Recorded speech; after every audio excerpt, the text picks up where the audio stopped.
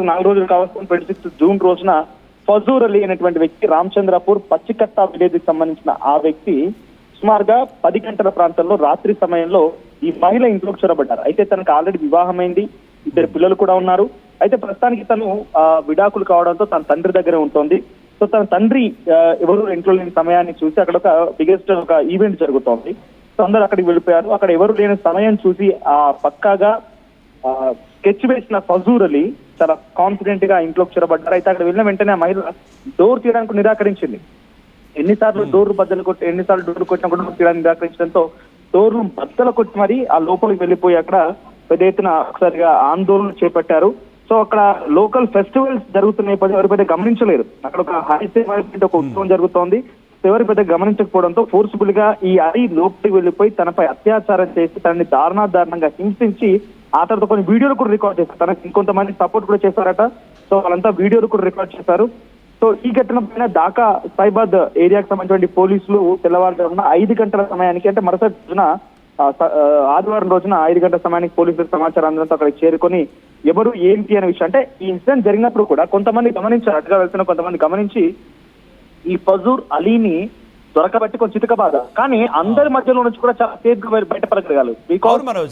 అయితే ముఖ్యంగా ఈ నిందితుడు ఎవరైతే ఉన్నాడో, ఎవరైతే అత్యాచారం చేశాడో అని చెప్పి ఆరోపణలు ఎదుర్కొన్నాడో, ఆ నిందితుడు ఎవరైతే ఉన్నాడో అతను ముఖ్యంగా ఒక రాజకీయ నాయకుడు అని కూడా తెలుస్తోంది. స్థానికంగా ఉన్నటువంటి ఒక రాజకీయ నాయకుడు. అంటే దీన్ని బట్టి బంగ్లాదేశ్లో ముఖ్యంగా షేక్ హసీనా వెళ్ళిపోయిన తర్వాత అక్కడ రాజకీయ పరిస్థితులు అసలు ఎలా ఇంత దారుణంగా మారుతున్నాయి అనుకోవచ్చా? అక్కడ ఇస్లామిక్ రెవల్యూషన్ కొనసాగుతుంది. ఇస్లామిక్ పూర్తిగా బంగ్లాదేశ్ ని ఇస్లామిక్ దేశంగా మార్చాలన్నటువంటి ఒక ఆలోచనలో భాగంగా యూనస్ ప్రభుత్వం పదే ఇస్లామిక్ ని సపోర్ట్ చేస్తోంది. గతంలో ఎప్పుడైతే షేక్ హసీనా ఉన్న సమయంలో పెద్ద ఎత్తున అక్కడికి వచ్చినటువంటి నిరసనకారులు ఉన్నారో, నిరసనకారులందరినీ కూడా పోలీసు అప్పుడు అరెస్ట్ చేసి జైల్లో వేశారు. కానీ యూనస్ ప్రభుత్వం వచ్చిన తర్వాత నిరసనకారులందరినీ బయటకు తీసుకొచ్చారు. బహుశా ఇప్పుడు ఫజూర్ అలీ కూడా ఆ కోవలో చెందిన వ్యక్తి అయి ఉంటాడు. వీళ్ళంతా కూడా మైనార్టీలైనటువంటి హిందువుల పైన దాడులు చేయాలి, ఇష్టానుసారంగా వ్యవహరించాలి, తమకు అదుపే లేదన్నట్టుగా వ్యవహరిస్తూ షేక్ హసీనాని ఏకంగా దేశం వదిలి పారిపోయే విధంగా వాళ్ళు దాడులకు ప్రేరేపించిన నేపథ్యంలో వారందరినీ కూడా ప్రస్తుతానికి జైల్లో వేసిన పోలీసులు అప్పుడు షేక్ హసీనా అధికారంలో ఉన్నప్పుడు. కానీ ఇప్పుడు వాళ్ళందరినీ విడిపిస్తున్నారంటే వీళ్ళందరూ బయటకు వచ్చిన ఈ రకంగానే పేటరేగిపోతున్నారు. హిందూ ఆలయాల ధ్వంసం అయితేనేమి ఆ కోవలోకి వస్తుంది, హిందూ ప్రజలపైన దాడులు, హిందూ మహిళలపైన అత్యాచారాలు, ఇవన్నీ కూడా ఆ కోవలోకి వస్తాయి. మీరు చెప్తున్నట్టుగా బంగ్లాదేశ్ నేషనల్ పార్టీకి సంబంధించినటువంటి వ్యక్తి ఈ ఫజూర్ అలీ ఇంకో 5గురితో కలిసి లోకల్ లీడర్, ఆయన పెద్దగా స్టేట్ లీడర్ లేకపోతే నేషనల్ లీడర్ ఏం కాదు, ఒక లోకల్ లీడర్. అంటే ఒక లోకల్ లీడర్ ఈ స్థాయిలో పేటరేగిపోతున్నారంటే అక్కడ ప్రభుత్వాలు, అక్కడ ప్రతినిధుల పరిస్థితి ఏంటో మనం ఊహించుకోవచ్చు. సో బంగ్లాదేశ్ లో ఎక్కడ చూసినా కూడా హిందూ మైనార్టీల పైన, బికాస్ అక్కడ హిందువులు మైనార్టీలు కాబట్టి మైనార్టీల పైన దాష్టికం ఎక్కువగా పెరిగిపోతోంది. షేక్ హసీనా ప్రభుత్వం మారిన తర్వాత ఇది మరింతగా పెరిగిపోయింది. ఇక్కడ ఇన్సిడెంట్ చూడండి, అక్కడ వాళ్ళు ఏకంగా అత్యాచారం చేయడమే కాకుండా వీడియోలు రికార్డ్ చేస్తారు. ఆ సమయంలో వీడియోలు రికార్డ్ చేసి ఆ వీడియోల ద్వారా డైరెక్ట్ సోషల్ మీడియా మాధ్యమాల్లో కానివ్వండి, వాట్సాప్ గ్రూప్ లో చక్కెర కొట్టించడంతో వాళ్ళంతా ఒక ఇంటెన్షనల్ గా సైకోయిజాన్ని తమకటువంటి ఒక విద్వేషపూరితమైనటువంటి ఒక ఆలోచనని బయట పెట్టినట్టుగానే కనబడుతోంది. సో ఫజూర్ అలీని మరికొంతమంది అరెస్ట్ చేశారు పోలీసులు. కానీ డెఫినెట్ గా అక్కడ యూనస్ గవర్నమెంట్ ఉంది కాబట్టి ఇస్లామిక్ ని కొంత ముందుకు తీసుకెళ్ళిన ఆలోచనతో యూనస్ ఉన్నాడు కాబట్టి ఎట్టి పరిస్థితుల్లో కూడా వాళ్ళ శిక్ష పడదు అనేటువంటి ఒక ఆలోచనలో హిందూ సంఘాలు మొత్తం ఏకమైపోయి డైరెక్ట్ యాక్షన్ ఉండాలి. జైల్లో వేయడాలు, కోట్ల చుట్టుపడాలు, బెయిల్ బయట ఇవన్నీ లేకుండా డైరెక్ట్ గా వారిని ఉరితీయాలని డిమాండ్ అయితే పెద్ద ఎత్తున వినపడుతుంది. అందుకే ఢాకా యూనివర్సిటీకి సంబంధించిన విద్యార్థులు మొత్తం కూడా ఆందోళన బాధపడ్డారు. మరి దీనికి సంబంధించి అక్కడ షేక్ హసీనా ప్రభుత్వం కోల్పోయిన తర్వాత యూనస్ అధికారంలోకి వచ్చి యూనస్ ఇస్లామీకరణ వైపుగా వెళ్తున్నాడు కాబట్టి మరి యూనస్ ప్రభుత్వం ఎటువంటి చర్యలు తీసుకుంటుందో చూడాల్సిన అవసరం అయితే ఉంది. Right Manoj, thank you. మొత్తం మీద బంగ్లాదేశ్లోని ఢాకా యూనివర్సిటీ ప్రాంతం అయితే అట్టుడుకుపోతున్న విజువల్స్ మనం చాలా క్లియర్గా చూస్తున్నాం. ఈ నెల 26వ తేదీన ఇంట్లోకి వెళ్ళి ఎంత ధైర్యం ఉంటే స్థానికంగా రాజకీయ ప్రాబల్యం ఉంది, రాజకీయంగా ఇన్ఫ్లుయెన్స్ ఉంది. ఈ ధైర్యాన్ని చూసుకొని ముఖ్యంగా మొహమ్మద్ యూనిస్ ఎప్పుడైతే ఆయన పదవీ బాధ్యతలు చేపట్టాడో ప్రధానిగా, అప్పటి నుంచి కూడా ఈ యొక్క అరాచకాల సంఖ్య, ఈ ఆగడాల సంఖ్య, ఈ ఆకృత్యాల సంఖ్య కూడా ఎక్కువైపోతుంది. అలాగే అక్కడ ఉన్నటువంటి మైనారిటీలైనటువంటి హిందువులు మరింత అభద్రతా భావంలోకి నెట్టబడ్డారు అని చెప్పైతే చాలా క్లియర్గా సుస్పష్టంగా కూడా ఇగో ఇక్కడ విజువల్స్ని బట్టి మనకు తెలుస్తుంది. ఎందుకంటే చాలా పెద్ద ఎత్తున ఇక్కడ మనం చూడగలుగుతున్నాం. పెద్ద ఎత్తున విద్యార్థి సంఘాలు కానివ్వండి, హిందూ మైనారిటీ వర్గాలు కానివ్వండి, ఇంకా ఎవరైనా సరే ఇక్కడ చూస్తున్నాము. అదిగో ఇక్కడ మనం విజువల్లో కూడా చూస్తున్నాము. ఇక్కడ బాధిత మహిళ photo. Of course viewer description is advised ఇక్కడ, ఎందుకంటే కొన్ని సెన్సిటివ్ వ్యూవర్స్ కొంతమంది డిస్టర్బ్ అయ్యే అవకాశం ఉంది. అందుకని చెప్పి మేము పూర్తిగా విజువల్ చూపించలేకపోతున్నాము. కొద్దిగా బ్లర్ చేసి చూపిస్తున్నాము. కలవరపరిచే ఉద్దేశం ఎవరికి కాదు మాకు ఇక్కడ. But only thing is we just wanted to pass on the information to our viewers.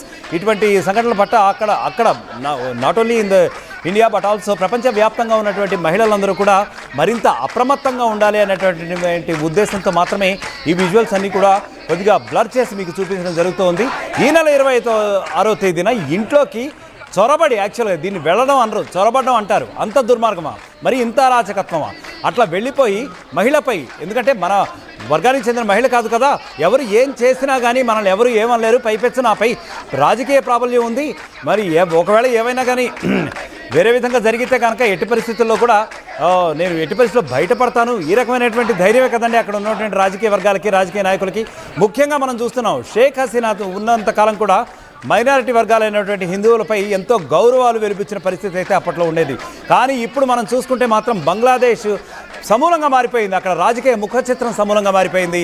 అలాగే అక్కడ ఉన్నటువంటి హిందువులు కూడా ఒక రకమైనటువంటి ఆత్మరక్షణ ధోరణిలో పడిన పరిస్థితి అయితే ఉంది. ఎందుకంటే వాళ్ళపై ఎప్పుడు ఏం జరుగుతుందా అని చెప్పి కూడా తెలుసుకోలేని పరిస్థితి ఉంది.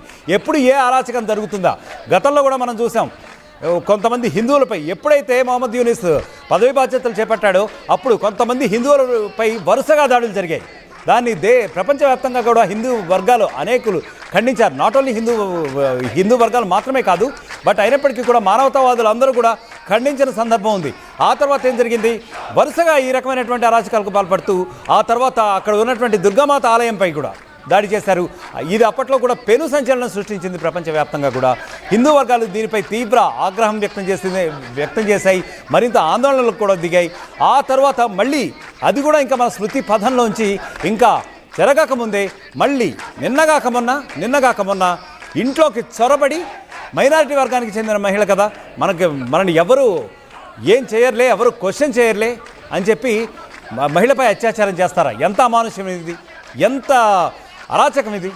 అంటే ఏంటి, మీ దగ్గర మైనారిటీలు ఉండకూడదా? మైనారిటీలకి మీ దగ్గర నివసించే హక్కు లేదా? అసలు వాట్ ఎగ్జాక్ట్లీ ఈజ్ హ్యాపెనింగ్? ఎక్కడ చూసినా ఈ రకమైనటువంటి ఘటనలు జరుగుతున్నాయి. ముఖ్యంగా బంగ్లాదేశ్లో, ముఖ్యంగా మైనారిటీలపై ఈ రకమైనటువంటి ఆకృత్యాలకు ఒడిగడుతున్నారు ఇటువంటి కొంతమంది కిరాతకులు. అయితే ఇంకొక విషయం ఏంటంటే ఇక్కడ మనం ప్రముఖంగా చెప్పుకోవాలి, బాధితురాలు దయచేసి నన్ను కాపాడండి అని చెప్పి అందరినీ బయటికి పరిగెత్తి వేడుకుంటున్నప్పటికీ కూడా ఏ ఒక్కళ్ళు కూడా కనికరం చూపడనటువంటి పరిస్థితి. ఎందుకంటే అక్కడ చూసినటువంటి వాళ్ళు కూడా దీన్ని ఒక వినోదంగా చూపించే ప్రయత్నం చేశారు. ఇది మరింత దారుణం కాదా, ఇది మరింత అరాచకం కాదా అని చెప్పి అడుగుతూ ఉన్నాను. ఎందుకంటే దాన్ని ఒక వినోదంగా చూపిస్తూ ఒక యువతిని, ఒక మహిళని అర్ధనగ్నంగా ఉన్నటువంటి అవన్నీ కూడా చేసి దాన్ని సోషల్ మీడియాలో పోస్ట్ చేస్తారట. అది మరింత వీడియోగా మారిందట. అయినప్పటికీ కూడా బంగ్లాదేశ్లో పోలీసులు వెంటనే ఈ సమాచారం అందుకుని వెంటనే హుటాహుటిన రంగంలోకి దిగి అతను రాజకీయ నాయకుడు ఎవరైతే ఉన్నాడో అతన్ని, ఈ హత్యకు పాల్పడిన నిందితుడు ఎవరైతే ఉన్నాడో అతని పేరు ఫజోర్ అలే అని చెప్పి తెలుస్తుంది. ఇంకో ఇక్కడ మనం చూస్తున్నాం, అది